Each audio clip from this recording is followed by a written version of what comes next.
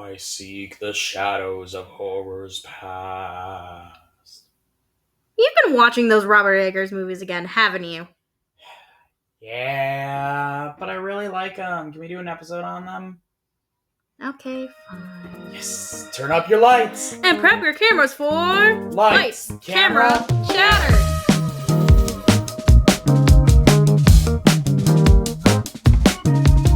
Hey, future Noah here, speaking from the editing room. Because our guests live in upstate New York, we did a Zoom interview with them for this episode, and we took the opportunity for this to be our first video episode. So while our listeners right now mostly know us in real life anyways, consider this an unofficial or soft face reveal. And for those watching on YouTube, you can see our reactions in addition to hearing them. That's all. Hope you enjoy. On with the episode. Hello, and welcome to Lights, Camera, Chatter, where we pause, rewind, and play our way through our favorite cinematic beats. We're your hosts, Noah Gorman, And Laurel Pong. couple of teachers from Southeast Michigan.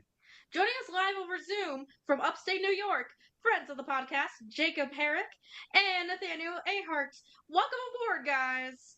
Jake, Nathaniel, why don't you introduce yourselves to our audience and tell us each of your favorite movies? Well, I'm Jake. I'm really happy to be here. Thank you for having us. My favorite movie, without a doubt, 9 times out of 8, is Airplane from the year 1980. And Nathaniel knew that I was I going to knew say that. Airplane. I actually just watched it just before coming on to here. Really? I did. I was hosting some friends from college, and it's something where, like, if I know if I'm having a bad day or if my wife is having a bad day, I could just turn it on Airplane and just laugh in absolute hysterics. It's one of my favorites. I got introduced to it in high school, and it's just hilarious from stem to stern. Absolutely, man. It's funny you mentioned that. Well, even though I knew you were going to, I finally saw The Naked Gun for the first time the other night, and I was laughing my ass off through the entire thing. Not quite as good as Airplane, though. I will do that. Oh, But still, absolutely phenomenal. But yeah, thank you guys for inviting me onto the podcast. I'm really excited to talk about some Robert Eggers here. And my favorite movie is It's a Wonderful Life. I think that's like the greatest script ever written. I just think it's the greatest story ever told. And I mean, it's just every time, every holiday, I have to watch it at least once and just be reminded of the goodness that humanity can bring. And yeah, so that's my favorite movie of all time. And yeah, excited to jump into the conversation here. I have to actually say that my favorite thing about It's a Wonderful Life is actually something that wasn't meant to happen. The part where Uncle Billy is walking home, my wild Irish road, and then things crash, but they're not supposed to, and they play it off Yeah. beautifully. I'm all right. And I'm all right. I'm all right. Oh my God. I Amazing. just, I, mwah. Absolutely Artistry in just motion. incredible stuff. 100%. Top tier. All right, let's get into it. From witches to sirens and Vikings to vampires, director Robert Eggers has spent the past 10 years churning out some absolutely incredible films with one major through line. They're period pieces. Eggers ensures his movies go out of their way beyond being drama and horror to genuine historical accuracy within capability. All of his feature films distinctly exist in the times and settings that they take place. All four of us love Eggers' work, and thus we're here to chatter about it, if you will, even 5 states apart. I mean, why else would we have guests on to talk about movies if they don't like those movies? One quick warning up front for our audience. These movies we're about to talk about are all R-rated films, and frankly, deservedly so. While we strive to keep Lights, Camera, Chatter a family-friendly podcast, the content of these movies is less so. So listener discretion is advised. Spoiler warning for the Robert Eggers feature films: The Witch 2015, The Lighthouse 2019, The Northman 2022, my goodness, and Nosferatu 2024. With that out of the way, let's get to it. Why don't we start with Eggers' first feature film, The Witch? 2015 movie, he set it in 1630s New England. It's actually literally subtitled New England Folktale. And it's about English settlers, a family headed by a man named William, who actually get kicked out of their Puritan settlement for being too religious even for them. Which, if any of our listeners know anything about history, that's almost an impressive feat at that point. Yeah. So let's talk a little bit about this for a moment. Anya Taylor-Joy got her debut in this film playing Thomasin, our lead actress, and she's gone on to do a lot of films since, mostly horror. She's even worked with Robert Eggers going forward. She's also in Nosferatu, which we'll talk about a little later. And she apparently wanted to be the mermaid in the lighthouse, but he did not let her. And I quote, "You don't want to be this mermaid." That's something that she said he told her in an interview. And for those who've seen the lighthouse, that is fair. It makes sense, yeah. So, I no, was go gonna ahead. say, wasn't Yeah. she in the Northman and not Nosferatu though? She was in the Northman. I swear she was in I don't think she Nosferatu. was. No, I don't think so. no. I've got so many notes. I got like 4 tabs of notes on my screen. I mean, I can take a look real quick, but I don't think so. Oh no, it's someone with the same initials, Aaron Taylor Johnson. Ah, wow, that actually is pretty spot on. Damn. It's the same initials and it's the same syllable setup. No, you're right. Anya Taylor-Joy is, however, in the Northman, but Yes, not that. What are the odds that someone with the same name setup? both For British. viewers who don't know, both British. For our listeners who don't know, I am dyslexic, and it is showing through right now. So, It's not in there. great movie, period piece of its time, feels genuinely like the 17th century. There was almost no natural or unnatural lighting on set. They used the light of the day and candlelight to light almost the entire film. This was my introduction to Robert Eggers' work. I don't know about any of you guys. Yep. What are your first thoughts on it? So this is really interesting because I had heard about it for a while. This came out the year I really started watching movies, like, actively and paying attention to a lot of stuff. But for some reason, I didn't get around to it before I made my top 10 of that year. And I assure you, it would have been an honorable mention at least because when I finally saw it, I think it was like around I think it was before the Lighthouse came out because I was like excited to see that, and I was really like immediately I was like I love this movie. I think this is one of the most unique and visionary horror movies that had come out in that time frame, at least in regards to it being very distinctive. Like this didn't feel like any director we had seen before. It seemed like someone who had a singular voice, and I just think the ensemble in this movie is like absolutely off the chain, and obviously we'll probably get into that. But I think it was just such an unorthodox approach to horror that was very refreshing in a way that we hadn't seen in quite some time, and very unsettling just in, the way he uses silences in space, and also just the, very exacting dialogue of that period of time, which I think throughout all his movies is like insanely impressive. The specificity, because anyone could have just like spoken modern English, but he goes out of his way to like pull out the old English dictionary and like really make these actors sink their teeth into very period specific dialogue. And I think that in a sense, really set the track record for everything that he's done since and will do going forward based on what he says. He doesn't want to do modern movies. And I really respect the fact that he has stuck to that throughout all 4 of his features that he's done so far. Oh, absolutely. He Mad could have Max. gone just the accent, he could have gone just the dialect, but doing the two together, yes, obviously it sells it, but it also makes it a more thorough experience for the actors themselves trying to get into their characters. We talk about method acting and such. Um, Nathaniel, I'm not sure if you are, but I know, Jake, you have a lot of experience as an actor. Um, and there's definitely a connection in terms of just getting into the character that I imagine that helped Yeah. out a lot. Mhm.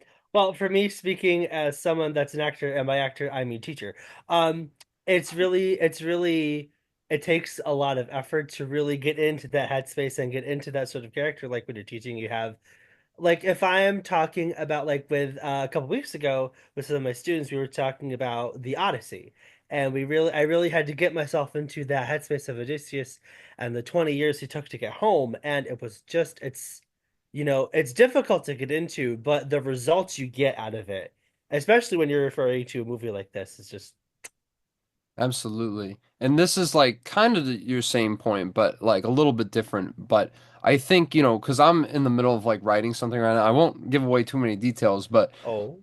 there's a character that I want to play who has like a Brooklyn accent, and as soon as I start speaking, it's like I enter a different space, and then it's kind of liberating in some way. So I completely I understand what's going on with that, Oh and my I gosh. I think I think well we'll get to it in a little bit, but Willem Dafoe especially I think is like the MVP when it comes to that. But anyways, back to the witch. Yeah, I was gonna say we will Speak. be talking Willem Dafoe later for sure.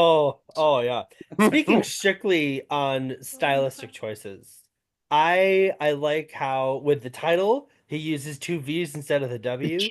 And like I just like when you see something like that, like if I'm just the average moviegoer, and I am, and I'm going through and I'm seeing posters and I'm like, oh, VVitch, and it sort of goes into like okay, what are we going for here? And then you look at the lighting, and it almost reminds me of that season of American Horror Story of Roanoke, which is actually set in a very similar time period. And I'm like, hello, tell me more. So it's like it really does a good job of grabbing you, and the style choices of the movie were did a good job of that. Yeah, I mean, we talked about this a little bit with the language, but also the costumes and the design of the set as well kind of fit the era in which the setting took place. Yeah, it's kind of funny, Jake, that you mentioned the two V's thing because he actually did talk about that in an interview. I have that in my notes over here that I sent you guys. Um, he found that spelling, that use in Jacobean era pamphlet on witchcraft and other texts, and so as stylistic as it seems, that was at least theoretically in the name of being period accurate, Hmm. as it's the whole thing we're talking about in this episode. But the level of detail, just like it's a title, he could have done some creepy like blood spill font, but no, instead he made it look like what it would have back then if that were written down. Yeah, and that makes sense. Like it all tracks that he would be that specific, even in like regards to the title. Because I always wondered about that, but I'm glad you mentioned that because I didn't even know. Yeah, it reminds me of how people said, at least early in his career, but even so now, like Christopher Nolan was super specific about every little detail, or Mm. Stanley Kubrick was super specific about every little detail they wanted in their movies. And it seems like, at least in terms of historical precedence, Eggers is demanding that same detail from every facet of the film, which is awesome to see that directors are still doing that nowadays. Mhm. As long as they're not torturing their actors, Kubrick. Right. But, you know, Well, yeah, I think I just have to mention the monologue in the middle of the movie. I oh mean, yeah. that's what I was saying. Like this cast is just absolutely off the chain. But that kid in particular, I don't know if he's been in anything since, but that has always stuck with me. And of course, we have to mention. I mean, Black Phillip is an icon. I mean, as soon as he Oh shows yeah. up, it's over, Apparently, it was And causing problems on maybe set the too. best. What's that? Apparently, it was causing problems on set too. The goat who played Black Phillip, Charlie. Wait, really? Um, apparently, he was causing like massive issues on set. He was not a good actor to work with. Wow. I mean, I think maybe he was method acting. I don't know. But yet again, though, I Who like knows? this idea of, kind of this, this very puritanical family being torn apart by a force that is so diametrically opposed to what they believe in, but also a part of their unit, especially with what happens with Anya Taylor-Joy's character at the end of the film, embracing that identity of the Vitch. I think that it really is a really really great example of the the tearing of those two ideologies and yeah just really brought to very stunning and thrilling results. Just absolutely brutal to see what happens through Yeah. this family. But yeah, I think that this was really a great first stepping stone. It's not his best movie, but still, like, for this to be his third best, I mean, come on. For your debut feature, this is a great way to bring it into the field and really establish yourself. Oh, 100%. And especially because for a lot of people, that was their intro to Hmm. Tigers just because of the timing of when the film came out being, the mid 2010s. Quite frankly, we had this weird lull of movies in general in that time. Couldn't tell you why. Um, it's also partially personal preference, but if you, we, I looked at a trend graph a little while back. kind of the late 2000, the late aughts, early 2010s, there was this dip in just general public and critical reception of films. Hmm. And that's a topic for another episode, quite frankly, but there's definitely something to be said about the directors who did stand out during that time. Also, I looked it up while we were talking. Harvey Scrimshaw, who played Caleb, the boy you were talking Hmm. about, he has done movies since, though it looks like. I mean, he's still fairly young. He's only my age and Laurel's age. Hmm. 2001, baby. Okay. But he was in, let's see, The School for Good and Evil and Oranges and Sunshine. And those are his other two big films. So I've not heard those, so I'll have to go watch those. Hmm. Yeah, because I know I don't know like if you guys have. the fact that this is Anya Taylor-Joy's debut, like she's done so much since then. It's like, wow, this is the first, impression she left, and it makes sense why she turned into a big A-list movie star. And also Ralph Ineson. I mean, we'll talk about him. He showed up in Oh, other yeah. Robert Eggers projects, yeah, and he's all over the place. I mean, the Robert Eggers knows how to pick a cast. I will give him that much for certain. Absolutely. I say that like he isn't good at basically everything he tries to do so far, but Yeah. Not like he's one of the best horror director working today, but oh, 100%. There's a reason that he caught the attention of production studios like A24. Hmm. Which, speaking of him catching the attention of A24, is a definitely not lazy segue into my favorite Robert Eggers film, The Lighthouse. Hmm. So, 2019 masterpiece. Interesting fact about the set, they had the opposite issue with the lighting, where they used this special 35 millimeter black and white film with these altered lenses that actually required, apparently slash allegedly, so much lighting on set that Pattinson and Defoe basically couldn't see each other at all during any of the face to face scenes Really? because this film style. I saw that this was behind the scenes from the recording, so I'd like to believe it's accurate. It's so there was so little light that the lenses would intake. They're basically, for those who know camera stuff, the aperture was super tight to get the graininess that he wanted. That they basically need like full scale port lights on every single set just to have Defoe and Pattinson visible on camera. And Jeez. that's how we get that super like high detail texture of some things like skin. You see all like every wrinkle on Willem Hmm. Dafoe's face, for example. But it's how we get that kind of old style effect. Hey, Defoe himself said that. I don't think he'd be bothered by that comment, but you never know. Right. And isn't it true that they shot on like cameras from the 1920s to kind of emulate the feel of that era? Yep, they shot on, I don't know if the 20 specifically, but it was shot Mhm. using a Panavision Panflex Millennium, which is a model of Cam XL2, which is a model from the 50s, not the 20s, Oh, but still emulating as close to that time as you could get. Because remember, they cameras from the film takes place in the. I wrote this down. I swear. 35 milliliter film. No, I'm looking. So the film takes place in the 1890s, 1890s. right? Obviously, they did. Yeah, they didn't have video cameras like we have now back then, but they got basically the closest thing they could, and then they used this darkened 35 millimeter film to get the rest of the way, and it creates. Quite frankly, it makes it an already claustrophobic atmosphere even more so. Hmm. Like yeah, they can go outside, but they're confined to this literal lighthouse. Which, by the way, they had to build that from scratch. They did not Really? find any lighthouse that fit their specifications. So they built a 70-foot lighthouse They filmed in completely Canada from the too, if I'm bottom not up. mistaken, right? Yep, Nova Scotia, which makes sense given that there's a lot of aquatic borders that are not necessarily manned out there. Oh, As I said, this is my favorite Rob Eggers film just because, I don't know, I had a good time with it. I might have scarred Laurel a little bit the first time I showed it to her. Yeah. I don't know what the mic sounds like right now, but our cat has decided the microphone is a toy. So if anyone hears there's kind of that's why. So, with all that said, we were talking about Willem Dafoe earlier and Robert Yes. Pattinson.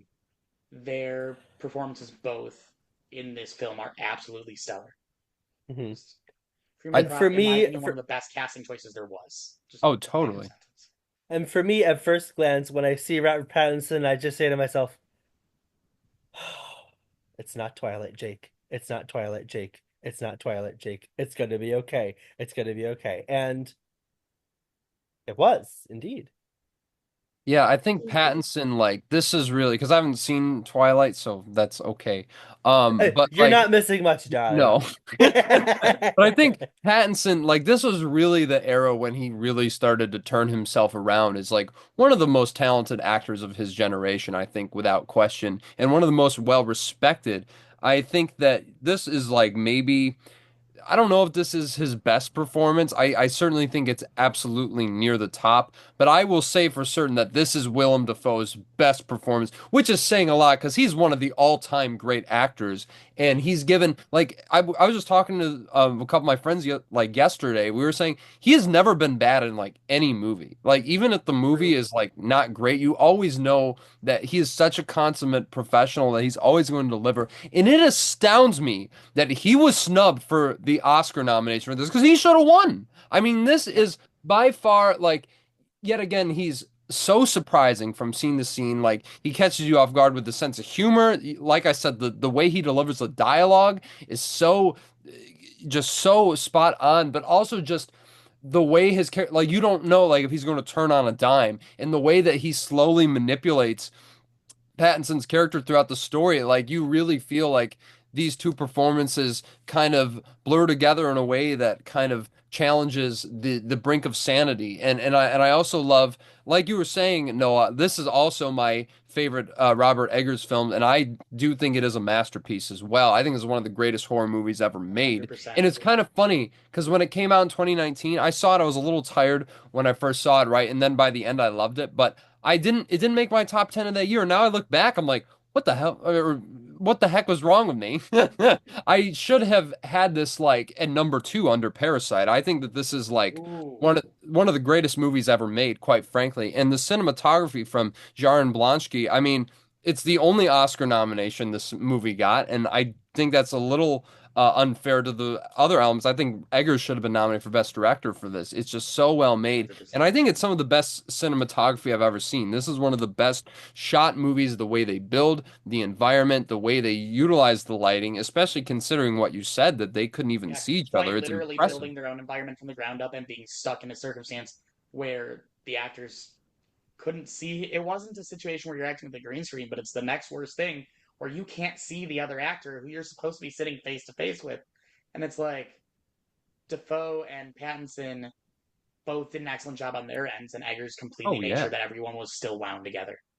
Yeah, and it's like their chemistry is like so excellent in spite of all that. And I love how it challenges like the idea also the way it reappropriates like the Prometheus myth Oh, in yeah. Greek mythology. It's just so perfectly done the way they cut between all like the crazy very surreal imagery against like these two guys where they're obviously very driven by sex, but in a way that it kind of challenges like what the idea of their own like masculinity is, and obviously it's a very toxic dynamic. I Oh, don't think yeah. that needs to be Very just watch toxic. the movie and you'll know. Just But just go watch the movie and you'll know. I will say, because we've been talking about Defoe this whole time, he almost didn't take this role. He almost didn't want it. really, So I was reading into this. He was initially reluctant to be in the film, largely because it was an avant-garde two-hander, which is, for those who don't know, an industry term where the film only features two main characters. In mm, this case, he was worried about the fact that there was only two characters, and it took him seeing the script to win him over. He didn't believe in the idea initially, which is wow, insane to me because Huh. I can't picture Wake being played by anyone else no, at all. no That one else role is could have Willem played. Dafoe being Willem Dafoe for 2 hours. And dude, like speaking of also what he brings to it and the script itself, like it's so quotable. It's like, why didn't you spill your beans? Like there's so many great lines throughout the I quote entirety of, this and movie it's at Laurel all the time. All right? the time I quote this movie at Laurel.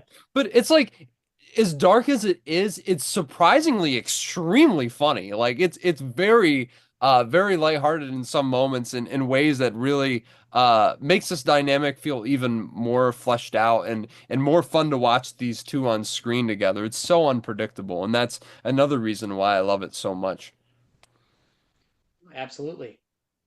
I Laurel, do you want to recount a little bit about your first time watching this movie?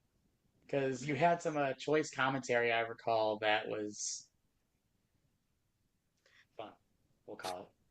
I'm trying to remember exactly what I said the first time. For those who don't know, I told Laurel nothing about this movie when I made her watch it, other than it was another Robert Eggers film Hmm. with Willem Dafoe and Robert Pattinson. And of course, we got, oh, the guy from Twilight. And then I'm like, yes, but not the guy from Twilight. Like, he is the guy from Twilight, but he ain't the guy from Twilight. Not anymore. Far from it, as a matter of fact. Exactly. Yeah, doesn't really matter. I haven't even watched Twilight yet, anyway. But anyways, Not missing much. no. I found some of the scenes to be kind of like uncomfortable.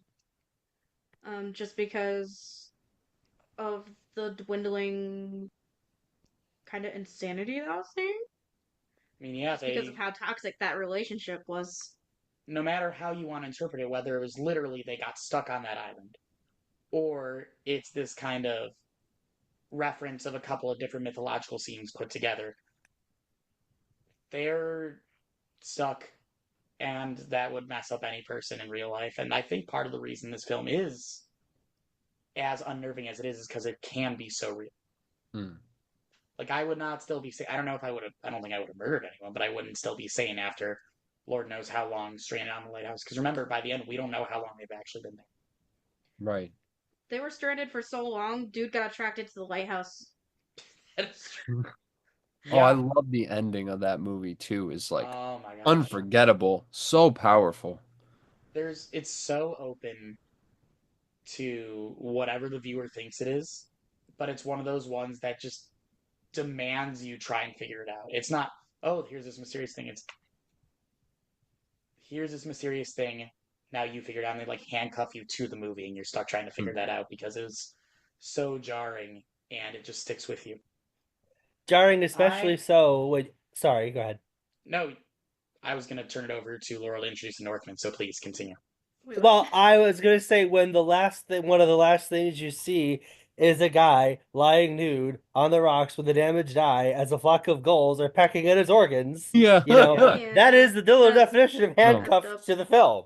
Yeah. And I love how the movie kind of like brings that back because when he first like smashes that pigeon in the ground, you're just like, oh my goodness. And as he said, never kill a seabird. And you see like how that all comes back around. And I think the ending too, it isn't necessarily about like what he finds, like, oh, what is in the lighthouse. I think it's more so what it represents to that character, which is another reason why I think it works so well. It's like you see just how far he was trying to reach this, and it ultimately led to his downfall. And yeah, yet again, the Prometheus myth is just utilized, and like this is just one of the most intellectually brilliantly constructed movies I've ever seen. In a way that you said, it isn't like it isn't weird for the sake of it. It feels like every single random surreal choice is very intentional in portraying this, and it's what you take away from it that matters. So. Yeah, I think this is absolute best film, 10 out of 10. Absolutely, as several of us now have said, it's a favorite Robert Eggers film amongst multiple of us. I know it sits in my top 10. Nathaniel, it sounds like it sits in your top 10, or Not at my least it top was 10, for but that well, year. for horror, for that horror, year. for sure. Oh, for But horror, yes, in yes. that year. There you go. Either way, I'm gonna throw a little challenge here because of the four of us, only two of us have seen The Northman, and Laurel is not. So I'm gonna make Laurel introduce it because I think that's funny. Okay, I'm gonna introduce it even though I don't know it. Okay, The Northman 2022, set in 895 Scandinavia on the highland of Profince, I believe. Harafinse? I haven't seen this movie in a couple of years, so Nathaniel, if I have that pronunciation wrong, please let me know. No, I don't know, but we'll say that's right. Sure. Okay. That's how it's spelled. Apologies if that is actually the incorrect pronunciation. I can't English, okay? Our viewers are used to us saying things wrong at this point. It's whatever. Okay, based on The the literacy specialist here will not be offended, I promise. Okay. Okay. That's fine. Words are hard. Words are hard. Based on the tale of Hamlet, Scandinavian folktale that inspired Hamlet. Yep. Which I actually don't know much about either, so that's really funny. Hamlet or Hamlet in school? Nope. Oh.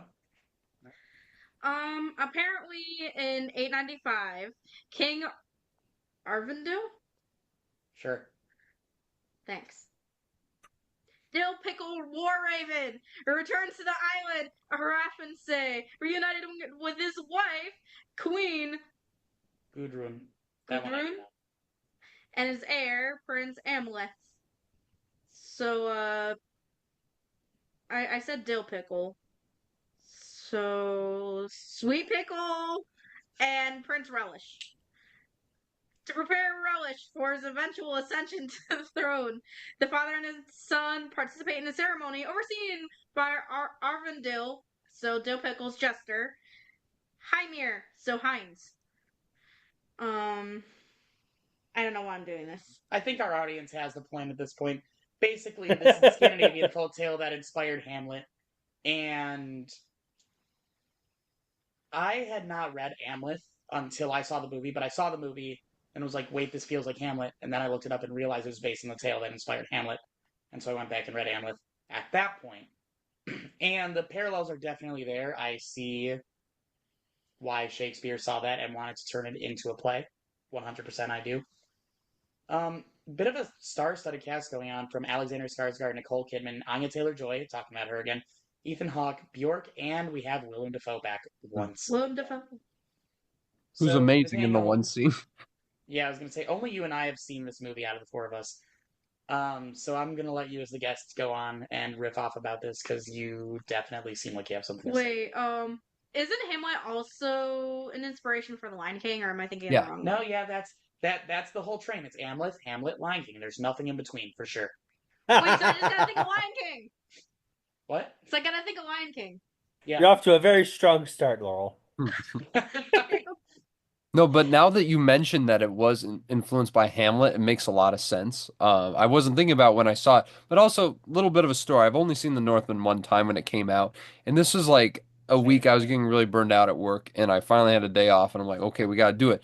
But my mom had COVID, and I didn't have any symptoms yet, and so we went, and me and my buddy Zach, we went to the theater, and it was in the theater when I had my mask off, I sort of realized, uh-oh, I think I'm having symptoms of COVID. So I got COVID during the Northman, so wasn't the greatest of experiences. Aww. Yeah, hopefully I didn't get anyone That's else a sick new besides sentence. Zach. But Yeah, the yeah, I mean Northman it's a gave me bit COVID. unfortunate, but maybe I do need to revisit it. But even so, I do think it's his weakest film, which isn't really saying a lot because it's very good. I mean, the cinematography here is absolutely. It was Jarn Blonsky who shot this as well. I'm assuming, right? I believe so, yes. Okay. You can Yeah, keep talking. because I'll fact check you while you're doing that. sure, sure. But yeah, like the opening, well, not the opening scene, but like the tracking shot where they're like slaughtering the village. I was just like, oh my goodness, it is like some of the most insane camera work, but just every shot of that movie, it's like a painting almost. It's not quite to the level of the cinematography in The Lighthouse per se, but I think this should have been nominated for an Oscar. It got no Oscar nominations, but if there was one that it deserved, it was absolutely that. I think the story itself, it's a little bit more loose. It's a little bit. I mean, I do really enjoy it overall. But yet again, like you said, now that it makes sense, it's Hamlet. There's a few inconsistencies from what I remember, but still, like the acting's really great. I think it's one of Anya Taylor-Joy's best performances. I think that Nicole Kidman is great in it. Ethan Hawke is really good in a few scenes he's in. Willem Dafoe is extremely Willem creepy. Dafoe is Willem Dafoe. He does great. Willem Dafoe. Yeah, and Bjork. I mean, I was like, what? Bjork I is in a was shocked. movie? Yeah, Yeah. And that was just like Bjork it is didn't like hit one me of my while I was favorite. watching. Yeah, It dude. hit me. It And hit me later. when was the last time she had been in something before that? Like it'd been years. Heck if I know. I don't know, No, man, it, but it was Yaron Blonsky, by the way. I just double checked okay. on that for you. That makes sense Yeah, then. And I think that collaboration between the two of them has proven itself to be just so fruitful. I mean, some of the most beautiful work that you'll ever see on film. And I think that this really is right up the same alley. I think, there's certain things in this movie like I won't get into it too much. I know I already said something and I know we're spoiling it, but like the end finale where they you jump got a to, spoiler alert. It's fine. yeah, like where they jump to that fight and basically what is hell. Like there's certain things that I felt from a story standpoint that didn't I wasn't as invested in this as something. And like I get it, they're all supposed to be terrible people, but it's not like the characters in the Lighthouse are supposed to be great people either. And I was much more invested in how that narrative was written. But and also it must be noted that this was like his one studio movie where he made it and he's like, yeah, I never want to work with a studio again. But I actually, maybe you can tell me this, Noah, because I know Focus Features distributed the Nosferatu. Is that technically a studio film or no? Nosferatu would be definitively a studio film, but the studio was much more hands off with it as opposed to Oh, Northman, so which that makes sense when you think probably, about it. so we'd assume that that's probably why it wasn't quite as good as his other movies. I would say that's definitely part of it. He didn't get to embrace his own creative vision as much. Couple of other things to note. This is kind of the starting point of Eggers writing stories into movies where the story already exists. He was putting in his own image, yes, but he's taking a story that's already there and putting a Robert Eggers spin on it, which I think he does much better 2 years later, which we'll talk about in a second. But one thing I will say about actually two small details that I do think are just very interesting because despite the studio response, it shows the attention to detail. Eggers still insisted on doing a lot of the editing himself, and it wound up being the most difficult editing process of his entire career. Hmm. His words, not the interviewers. And there was a lot of attention to detail in the score in this one. So Robin Carolan and an artist known as Vessel, his real name is Sebastian Gainsborough, did the composition and production on this film. They researched extensively into the history of Viking music and used traditional Nordic folk instruments when they could, and when they couldn't, they used instruments in real life, not in real life, excuse me, in the modern day. Yes, the ancient Nords don't exist. No, instruments in the modern day to emulate the sounds of instruments that they had back then, such as the tegelharpa, the langspiel, kravik lyre, and sagpipa. I know I got three of those right, so I'll take my win. And they even use a 40 member string ensemble to mimic the sound of an old instrument called a bull roarer, which I have had the opportunity to see a bull roarer in real life once. No words. I'm just going to put a picture of it on screen for those watching the video version, and they will see why I'm responding like this, and the rest of you can go, I don't know, Google it on your own time. But I was the gonna attention to say, detail was still there, though. Noah, as a music educator in Laurel, you can ask this as well. Were you guys familiar with these instruments before before learning about these as they appear in the film? Only I the can't kravik remember. lyre. Only the kravik lyre, and the reason is just because we talk about lyres in music history, and so that style of lyre did come up. But the reality is, music school is a whole nother animal, as you and I have talked about before, Jake, is kind of bound to 18th to 20th century Europe, maybe Hmm. 17th to 20th century Europe. And so a lot of the music school stuff is kind of within those bounds. Back when we learned it, anyway. But it sounds like it's gonna change. That is the hope that even the school that Laurel and I met at is changing the way they do the curriculum for next school year. So they're working on it. But that's kind of the point that music academia is in right now. So we're learning now. We Know didn't better, back do then. better. That's the idea. Maya Angelou, right?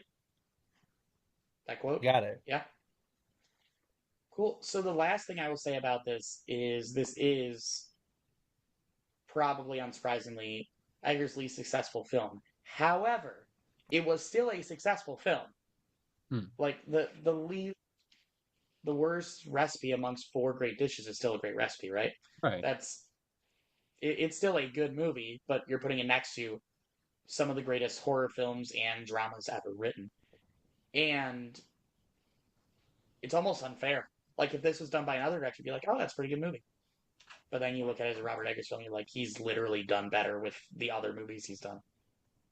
It's kind of the crazy thing about when you look at the works of such a good director is one of them is bound to be the worst one, right?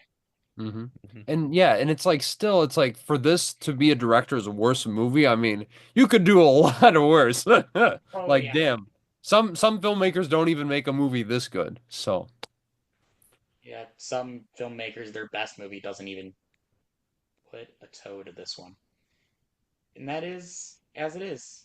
And really, who are we to judge? None of us are filmmakers yet, but I know Nathaniel, you're working on it, so get in there. we'll touch base with you once your movie comes out. We'll do a directorial interview. All right, I'll be up for that, man. I appreciate it. Student Just an account. observation here. I know how you enjoy nerding out.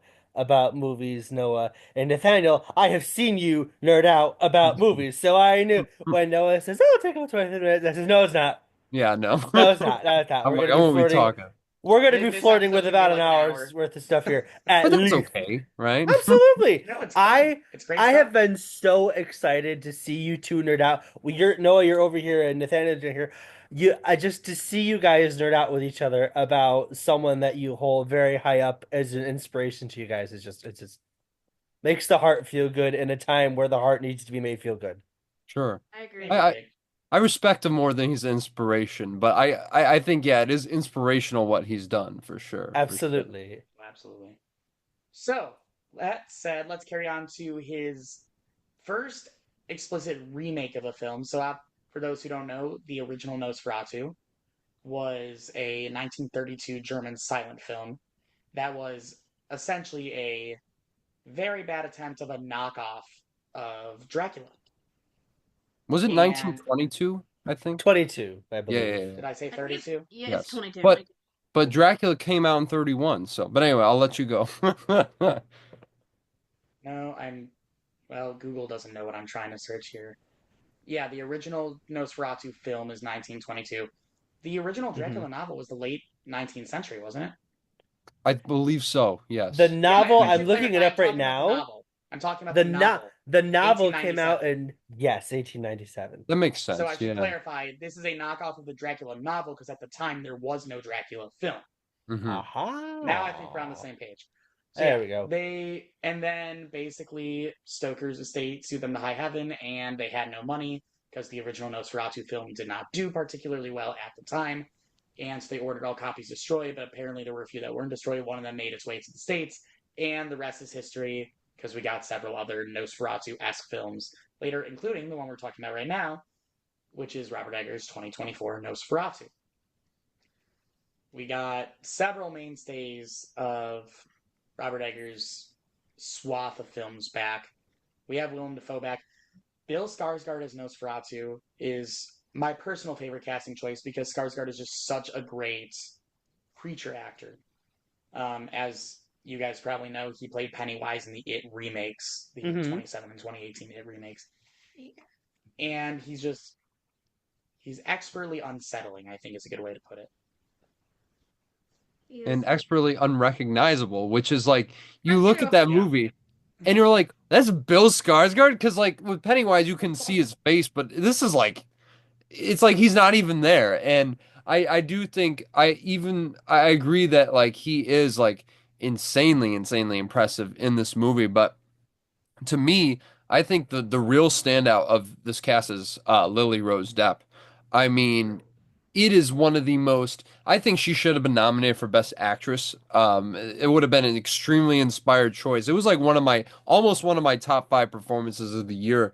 But like, it is one of the most physically and emotionally demanding performances I've ever seen. And she like literally rolls her eyes in the back of her head, and that was not CGI. That was wasn't all CGI? her.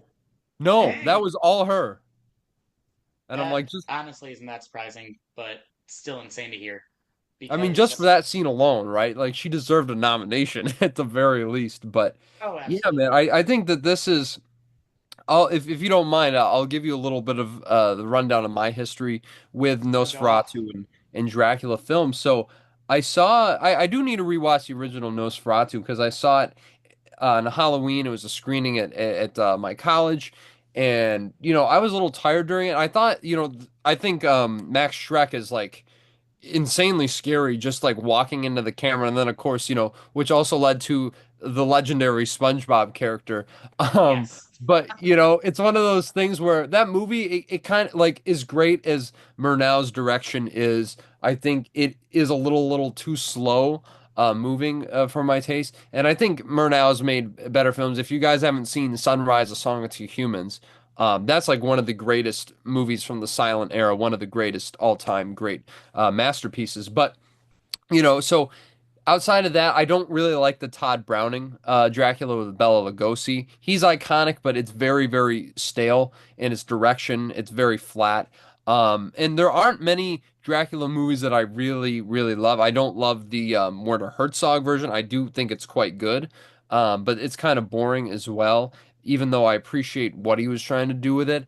And the only one I really loved was Francis Ford Coppola's Bram Stoker's Dracula. And the only thing that's holding that back is a terrible Keanu Reeves performance. So it's like there's never been, to me at least, I don't think there's ever been like, and I don't really like, I enjoy the one with Christopher Lee as well, but it's not, I don't think it's like one of the best movies in its genre. And so there's never really been a perfect adaptation of the story. But me and I Jake agree with that. actually saw this movie together. We did a double feature, the Bob Sferrazzi Let double me feature. tell you Bob something about Sirens. this guy. He he's been trying to get me to go see a film with him for a long time. And it's an experience, and it's an experience that brings joy. It is. And when I saw this with him, and we have this IMAX theater in Syracuse that we went to, But we didn't see which it in granted, IMAX. oh no, we did. We went to not IMAX, but you know what I'm Yes. trying to say. Yeah, yeah, yeah, yeah. And seeing it, and just, I I was not quite familiar with Nosferatu apart from the classic SpongeBob reference, but just seeing like just the way the story moved and its ability to draw you in with the way, like with the, not the timing, but there's a word that's coming to mind, pacing. Thank you. Hmm. The pacing of it, and it was so fascinating to see how it, timed itself out. Like I could literally feel myself holding my breath in that beginning part. Oh And my goodness. Whoa. I felt it, and I was like, wait a minute, Jake, breathe. You need to breathe here. And just seeing it, just it was a great time. And Nathaniel, you always make watching movies a great time. We have to do another one soon. Yes, I was going to say we have to figure that out very, very soon.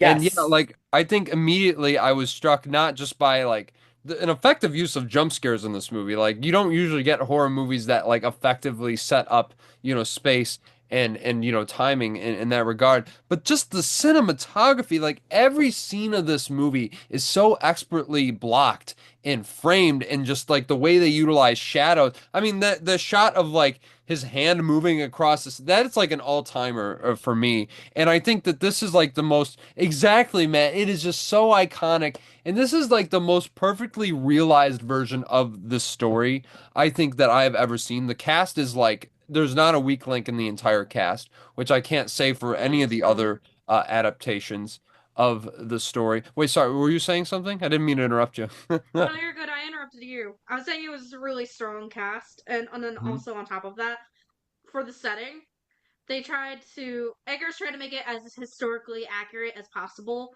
for the setting they were in. Kind of similarly to The Witch, actually, in terms of the amount of detail that was put into not just the place that they were in, but the costumes and some of the ways that they said words. Mhm. Um, all of I'm those gonna things. piggyback on that a little because they actually just won an award yesterday. I don't know if either of you guys watched the Dead Meat Awards. For those I in don't our know what that audience who don't is. know, a bunch of horror creators were fed up that horror movies were not getting acknowledged at awards like the Academy and the Oscars. So it started with YouTubers Dead Meat, James A. Janice, and Chelsea Rebecca, who, by the way, are from Michigan. They don't live here anymore. They are from Michigan. They met at the Mm. University of Michigan. They are now in the LA area. But they made, like, with mainstays in the horror industry, they have a horror award show they do every year called the Dead Meat Awards. The awards are called Prime Ribs. And fun. And the prime rib for best production design, literally yesterday, because that's when this year's awards were, went to Robert Eggers' Nosferatu. Mhm. Yeah, and 100% deservedly honestly, so. oh yeah, to piggyback off of it, it's like I wouldn't say this is my second favorite Robert Eggers film. It's close, but it doesn't quite reach the heights of The Lighthouse. But I'm that's with the you on thing, that. like the production design, it's like this is his most fully realized, like in regards to scope, and it is just so impressive. Like when he pulls up to Orlok's castle the first time, it's just Oh, like yeah. how did they build like this such a massive like set, and it's just like everything about it is like you were saying, Laurel. It's just so specifically period accurate, like all his movies have been. But I feel like this is where he really got a chance to utilize that budget and push it to levels that he never had before. And my goodness, I mean, I could go on and on about just the technical craft of this movie, but it really comes down to like just from like the beginning monologue where she was like saying she had that dream about, holding hands with death and that she'd never felt happier. Immediately I was like, okay, like I am sucked in like right from, the beginning of the movie. And that's when I like usually it takes me a while to get in this movie, but this one it was like right there and it had me. And honestly, I'm really glad that this movie was as freaky as it was because I think Yeah. the Nosferatu in Dracula's story really exceeds when they get like very sexual and like really, really twisted ways. In this movie, it goes there. I mean, if you've It seen the does. movie, you know what I'm talking about. Especially one scene with Lily Rose Depp and Nicholas Hoult, who also had a really great Oh year yeah. last year and really terrific in this. Probably the best version of that like character that we've seen across any of the adaptations. But my goodness, they really pushed this. And honestly, like the thing that I love, it was very like they didn't really care about anything. Like you want us to kill kids, we'll go there, Yeah. and yeah, man, it's just everything about this, all the character arcs are very fully realized. The dialogue is great. Willem Dafoe, once again, comic relief, steals the movie whenever he's on screen as basically the Van Helsing type character. And yeah, I just think that this is like one of the best horror movies of the decade so far. I would have said this is the best vampire movie of all time, but then Sinners came out, and I think that kind of dethroned it a little bit. Yes. Good point. Good point. Yes, indeed. No, But it's man, funny because we were talking a little bit about the casting and my misspeak earlier. Turns out, originally, I'm looking here at the trivia oh, facts that must have been that are Really? it. available. She was Wow. in 2017 when Egger started looking into this. The leads were originally going to be Anya Taylor-Joy and no, that has to be fake. Hold on, I'm fact checking this. Nope, that's real. Harry Styles. What? It was going to be Harry Stop Styles and that Anya right Oh, Taylor-Joy. I'm so now. glad it wasn't. I'm Oh my so, goodness gracious. yeah, I'm glad we went the direction we did instead. Though Anya Taylor-Joy would have still been a joy to have in the film. I'm Pun intended. very happy with the actor. Yes, with the Yes. actors that want to. But let it be known, I may have misspoken, but she was technically supposed to be part of this movie. Apparently. Wow. Interesting, interesting. I'm glad that Lily Rose Depp got it though, because it's like, Oh who yeah, could command that kind of performance? I mean, this is unbelievable what she did, and really showing what nepo babies can do. I was gonna That's say, Waving the right. who better than a flag. Depp for a And gospel in film, right? and in the words of the late Bruce Forsyth, didn't she do well? She did Yes, well. indeed. Yes, She she did. Like absolutely ate. bruh. Like that's hilarious. Um like and I'm trying to look at some extra facts I'm reading.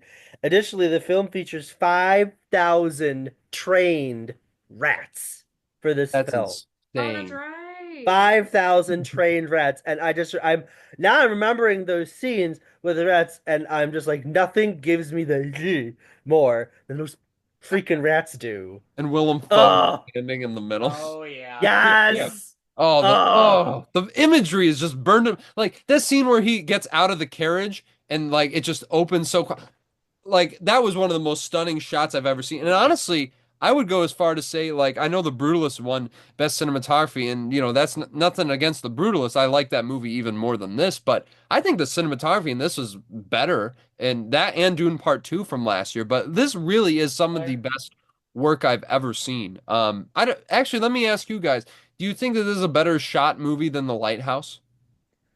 mm, it's an interesting circumstance because they were shot so differently. Like Right. obviously with the lighthouse, we have intentional use of limiting technology, and it turned out great for exactly what it was supposed to be. I think I would argue the shots in Nosferatu are more beautiful because Sure.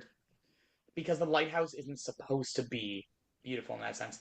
It is worth noting we are once again back to Yarn Blansky Hmm. with the cinema. So it's no surprise that they're both so well done. Same thing with the Northman. Like again, if there's one big thing that's up with the Northman, it's the cinematography because Blansky just has it all over.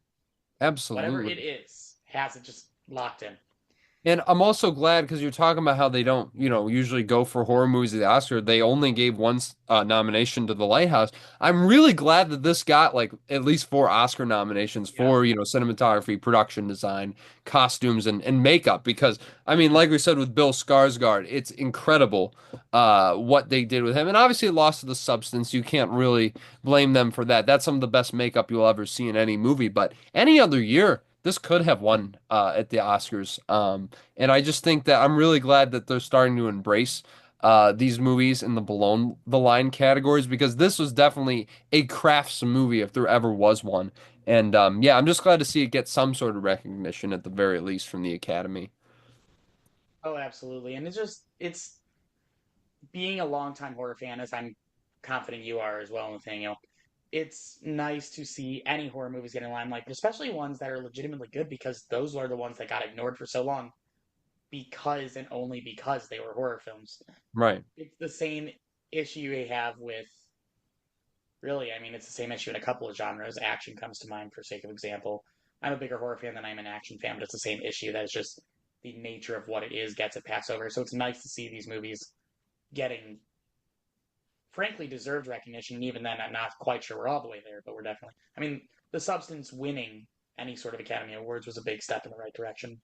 Well, I think it was always going to win makeup, but I think really the fact that we finally got a body horror movie nominated for Best Picture, like that has never happened before. And the fact that we got it in like big acting categories, it really is a huge step, and which is why I think Sinners is going to be a huge Oscar contender next year, as long as it keeps making money like it does and people keep talking about it throughout the year. So it is good to see that they've kind of that this voting body is more diverse. They've embraced a lot more interesting movies that I think a lot of people will remember in that regard. And I'm really glad to see Eggers get embraced, his most nominated movie there. And honestly, I think that this was the one that really solidified because look, I mean, you have great auteurs that have come out like Jordan Peele, Ari Aster, but I think this solidified him far above both of them. I think because his track record is just like unbeatable, and